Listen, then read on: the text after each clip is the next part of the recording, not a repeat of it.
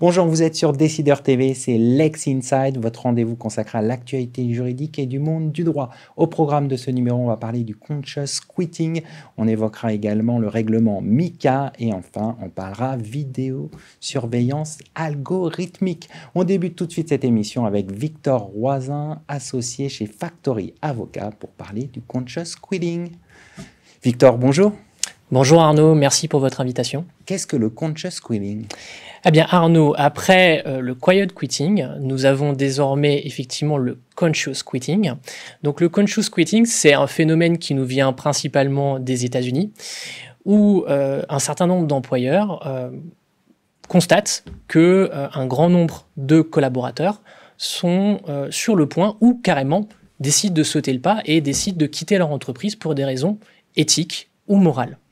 Donc c'est effectivement un phénomène qui a commencé à voir le jour principalement aux États-Unis. On a souvent entendu parler de Google. Google qui est effectivement l'une des plus grosses entreprises qui a commencé à faire les frais de ce phénomène-là, avec effectivement des collaborateurs qui n'étaient plus en phase avec la politique de Google, qui avait décidé d'investir massivement dans l'intelligence artificielle, notamment au profit des drones militaires. Donc effectivement, on a ce phénomène qui prend de l'ampleur. Et on a une statistique qui est intéressante, c'est que selon un récent sondage, donc un sondage de cette année, près de 60% des collaborateurs, tout continent, seraient prêts à quitter leur emploi dans l'hypothèse où, effectivement, ils auraient le sentiment que la stratégie de leur entreprise ne serait plus en adéquation avec leurs valeurs propres. Donc c'est quand même... C'est pas négligeable. C'est effectivement loin d'être négligeable, 60%, c'est effectivement plus de la moitié des collaborateurs aujourd'hui en poste. Alors on connaît bien ce phénomène maintenant. Comment peut-on l'expliquer ?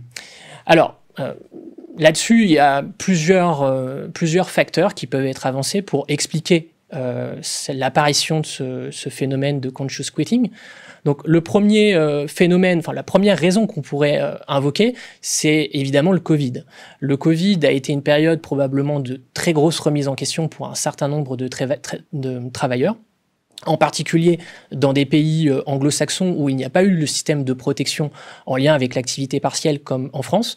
On a des travailleurs qui ont perdu leur emploi, on a des travailleurs qui ont vu des collègues perdre leur emploi. Et donc, effectivement, ça a probablement été une période de remise en question avec, effectivement, ce sujet de qu'est-ce qui est le plus important ? Qu'est-ce qui est important ? Est-ce que finalement, ce qui est important, c'est de travailler et de bien gagner sa vie ? Alors, évidemment, je pense que c'est toujours un sujet qui est d'actualité, mais aussi, c'est la question du sens au travail. Et ça, effectivement, cette période du Covid a fait émerger un certain nombre de questions sur le sujet. On a évidemment aussi le phénomène qu'on a de plus en plus d'actualité légale, réglementaire autour des obligations RSE des entreprises. On l'a vu avec la loi Pacte en 2019, on l'a vu avec la loi Climat, effectivement, en 2021. On a une actualité légale, réglementaire de plus en plus dense sur les sujets RSE. Et donc, effectivement, ça invite certainement les travailleurs à se poser la question de est-ce que finalement je travaille pour une entreprise qui est vertueuse sur le plan de la RSE ? Et enfin, un dernier facteur qu'on peut imaginer, c'est effectivement, on le sait, on est sur un marché de l'emploi qui est extrêmement dynamique, avec un taux de chômage qui est historiquement bas. Ça faisait plusieurs décennies qu'on n'avait pas eu aussi bas. Un taux de chômage aussi bas. Et aujourd'hui, les candidats ont très clairement le choix. Et donc, à conditions d'emploi ISO, à niveau de rémunération ISO, eh bien, effectivement, les candidats feront le choix de l'entreprise qui est, à leurs yeux, vertueuse sur le plan de la RSE. Alors justement, dans ce contexte où les candidats ont le choix, comment fidéliser les collaborateurs et comment attirer les nouveaux talents ? Eh bien, effectivement, Arnaud, c'est la question. C'est un petit peu la question que se posent un certain nombre de professionnels RH aujourd'hui.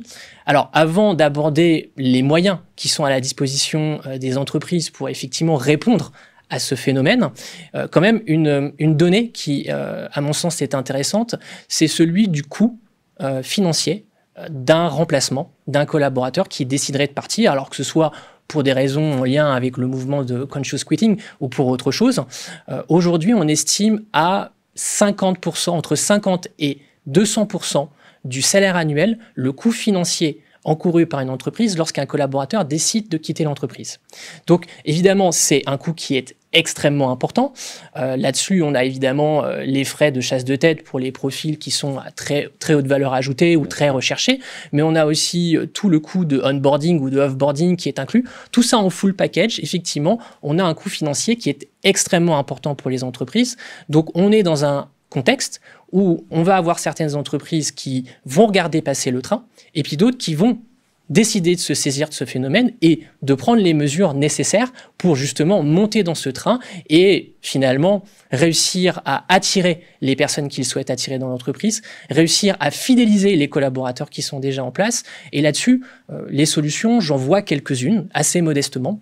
La première solution, c'est évidemment d'être extrêmement compliant avec les obligations légales et réglementaires qui existent déjà en matière de RSE. Ça veut dire quoi concrètement ? Ça veut dire quoi ? Ça veut dire que concrètement, depuis 2017, un certain nombre de très grosses entreprises, cotées ou non, selon un certain nombre de seuils que je vais épargner à nos auditeurs, eh bien, effectivement, on a des obligations de transparence, on a des obligations de reporting sur les performances extra-financières de l'entreprise. Eh bien, le constat, c'est que toutes les entreprises ne sont pas à jour de cette obligation-là et ça témoigne d'un certain mépris à l'égard des obligations RSE et puis à l'égard de la dimension RSE plus globalement. Donc, évidemment, pour les grosses entreprises, déjà, le sujet, c'est de se mettre en conformité avec ces obligations.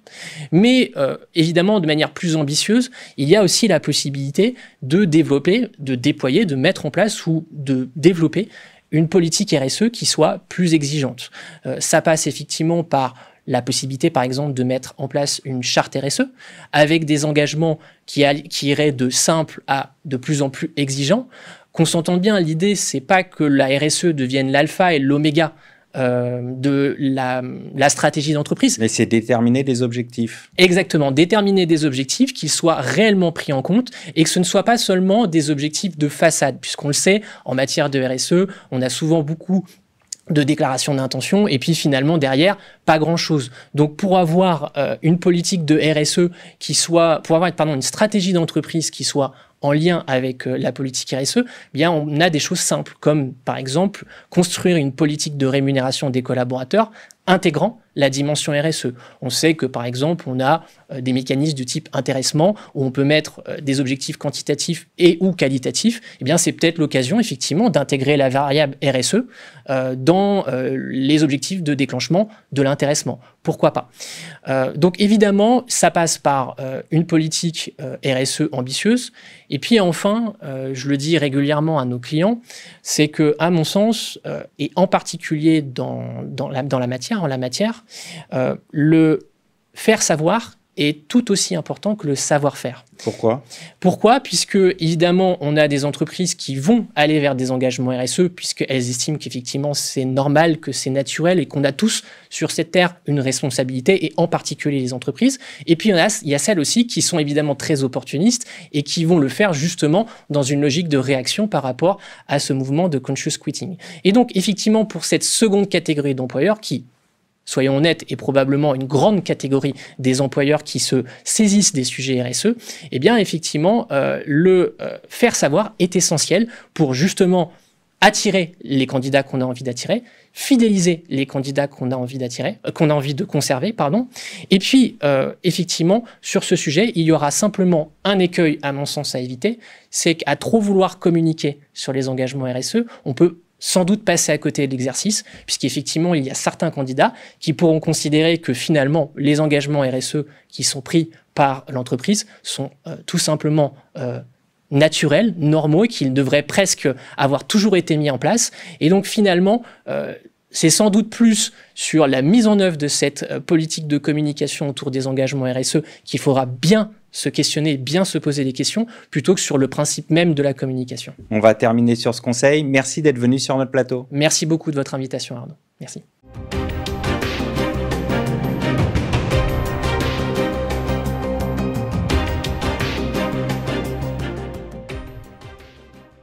On poursuit l'émission Lex Insight sur Décideur TV avec Mathis Campestrin, responsable du pôle blockchain au sein du cabinet Bruso Dubuc pour parler du règlement MiCA. Mathis, bonjour. Bonjour Arnaud.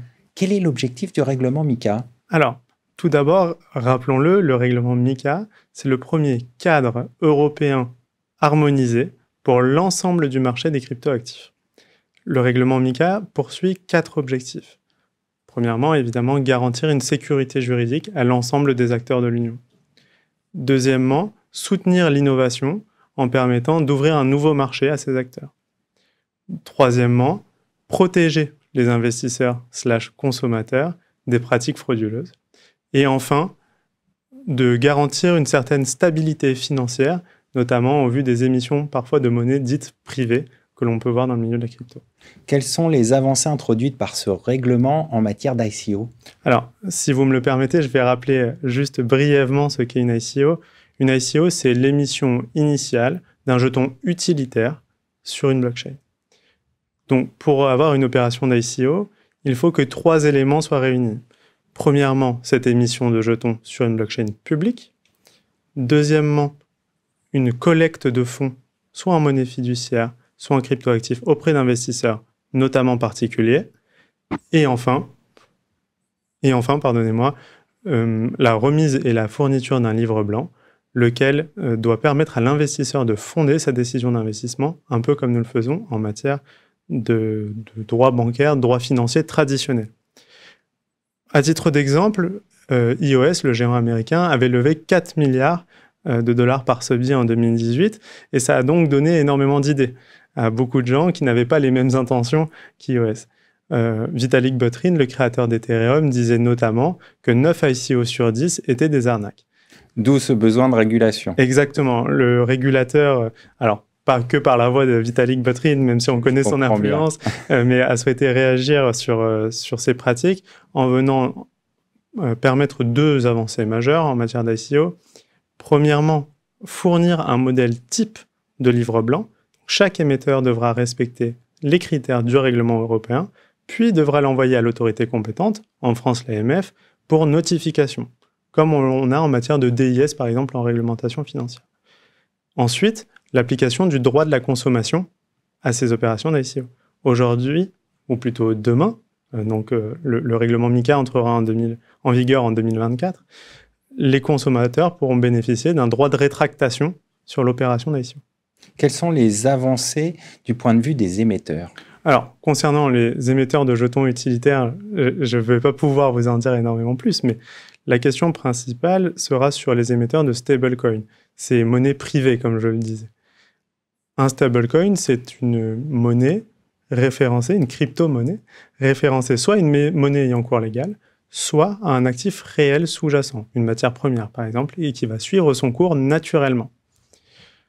Les régulateurs, évidemment, ils voient une menace, notamment à la souveraineté financière de l'Union, et donc vont imposer des garanties presque similaires à celles des établissements de crédit aujourd'hui, notamment en matière de garantie prudentielle, lutte anti-blanchiment, réserve de valeur concernant les actifs émis. Mais plus important encore, au-delà des émetteurs de stablecoin, j'aimerais vous parler, si vous me le permettez, des prestataires professionnels qui sont sur le marché des cryptoactifs. Nous allons avoir un cadre européen des prestataires de services sur cryptoactifs, les PSCA, qui vont venir reprendre un peu le cadre que l'on a aujourd'hui en France avec le PSAN, l'enregistrement et ou l'agrément selon les activités. Aujourd'hui, rappelons-le, on n'a pas encore de PSAN agréé en France. Et cela va permettre à ces PSCA, donc qui exercent par exemple une activité de conservation de cryptoactifs pour le compte de tiers, d'opérer non plus sur le territoire national, mais sur le territoire européenne. Exactement. On va pouvoir venir toucher 450 millions de clients potentiels contre les 67 actuels ou 68. On parlait de soutenir l'innovation. Je pense que c'est notamment ce qui est fait. Voilà. Pour terminer, est-ce qu'il y a d'autres introductions faites par ce règlement qui méritent d'être soulevées ? Alors, le règlement va venir poser des définitions claires et unifiées, notamment sur la définition des jetons, donc en venant distinguer d'une part les jetons utilitaires, d'autre part les stablecoins, et dans ces stablecoins, ceux qu'ils appellent les asset-backed tokens. Donc ce sont des jetons stables et qui sont corrélés, dont la valeur est corrélée directement à un actif réel. Par exemple, une matière première, de l'or, etc. Le leader mondial dans cette pratique, c'est Paxos notamment, qui lui émet un jeton qui suit automatiquement la valeur de l'or et Paxos détient ces valeurs équivalentes en or réel chez eux. Cependant, on parlait de souveraineté tout à l'heure de l'Union. Rappelons quand même que la monnaie est un principe régalien. Et donc, pour ces émetteurs et pour permettre ces émissions européennes, il va falloir aujourd'hui consulter un collège composé en France de l'AMF et de la CPR, qui va devoir lui-même demander son avis à la Banque Centrale Européenne pour autoriser l'émission. On va être sur un cadre, pour le coup, beaucoup plus contraignant. On va conclure là-dessus. Merci d'être venu sur notre plateau. Merci.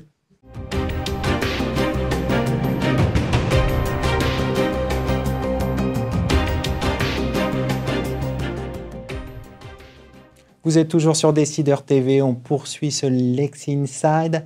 Vidéosurveillance algorithmique, quels sont les enjeux? On en parle tout de suite avec Étienne Drouard, associé chez Hogan Lovells. Étienne, bonjour. Bonjour Arnaud. Qu'est-ce que la vidéosurveillance algorithmique? C'est le fait de mettre un cerveau derrière un œil. Une caméra de vidéosurveillance, elle filme des choses qui sont sur plusieurs endroits qu'on n'aurait pas suffisamment de personnel pour surveiller. Et la vidéosurveillance algorithmique consiste à émettre une alerte lorsqu'on détecte un signal atypique pour qu'une personne qui est devant 200 écrans ou 2000 caméras, et parfois on est dans ces proportions-là, puisse avoir son attention attirée par une scène particulière repérée de manière algorithmique. Quels sont les enjeux juridiques, sociaux et régaliens? L'enjeu, il est d'abord d'avoir un repoussoir sur la reconnaissance faciale dans la rue. C'est ce qui a nourri principalement le débat en cours sur la vidéosurveillance algorithmique, mais tant en France qu'au niveau européen. Et le deuxième enjeu, c'est un enjeu d'efficacité. C'est lorsque la collectivité publique installe des caméras de vidéoprotection, elle fait la promesse d'une meilleure sécurité. Et le ratio des images qui sont visualisées par des hommes est inférieur à 1%, 3 chiffres après la virgule. C'est-à-dire qu'on filme des choses qu'on ne regarde pas et qui servent à rien en termes de sécurité ou parfois un peu tard. Donc l'algorithme est là pour taper sur l'épaule d'un opérateur et lui indiquer qu'il se passe quelque chose sur une caméra. Alors justement, le projet de loi sur les Jeux Olympiques contient des dispositions sur la vidéosurveillance algorithmique. Que prévoit-il ? Il prévoit d'abord que c'est le législateur qui statue sur ce sujet et on ne laisse pas ce sujet à une autorité indépendante telle que la CNIL en charge de la protection des données personnelles. Il prévoit également que la vidéoprotection des lieux publics conserve sa compétence préfectorale et fera l'objet d'autorisation chaque mois par un préfet, renouvelable indéfiniment. Mais dès que le préfet estimera que les conditions ne sont plus réunies pour l'ajout d'algorithmes dans la prise d'image, il pourra décider de mettre fin à une autorisation qu'il a accordée. Et puis il prévoit que nous sommes dans un test et que à la fin de mars 2025, il n'y aura plus de vidéosurveillance algorithmique, sauf si le législateur décide de proroger les dispositions ou de les étendre. Quelque part, c'est mettre un peu des garanties pour pas qu'il y ait d'abus et qu'on soit surveillé continuellement. Le texte a été soumis au Conseil constitutionnel, qui a mis une réserve sur la durée pendant laquelle on pouvait faire de la vidéosurveillance algorithmique, qui a constaté que le périmètre qui était prévu de réunions qui ont un fort impact en termes de risque d'opportunités terroristes ou d'atteinte à la sécurité publique, soit culturelles, festives, événementielles, mais les manifestations à caractère politique ne sont pas listées dans la vidéosurveillance algorithmique. Je pense que c'était un point important sur le plan politique, de sorte que le texte est passé devant le Conseil constitutionnel. La réserve qui a été émise porte sur la durée, et également des renvois à un décret qui précisera les conditions dans lesquelles on fait détecter par un algorithme plus ou moins d'événements de telle ou telle nature. Des mouvements de foule, oui, mais une action individuelle d'une personne repérée par un algorithme, peut-être pas, pour s'éloigner de la reconnaissance faciale.